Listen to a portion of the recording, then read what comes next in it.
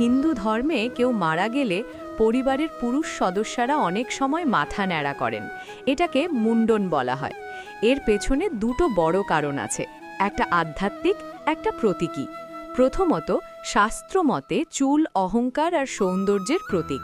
প্রিয়জন চলে গেলে মাথা ন্যাড়া করা মানে আমি সব অহংকার ত্যাগ করছি, আমি শোকে নত। দ্বিতীয়ত, এটা শুদ্ধতার প্রতীক।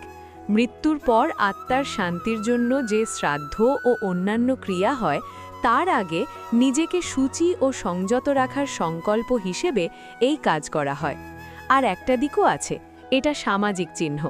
সবাই বুঝতে পারে এই মানুষটি শোকের মধ্যে আছে, তাই তাকে সহানুভূতি ও সময় দেওয়া উচিত। তাই মাথা নাড়া করা শুধু নিয়ম নয়, এটা শোক, ত্যাগ আর প্রার্থনার এক নীরব চ্যানেল।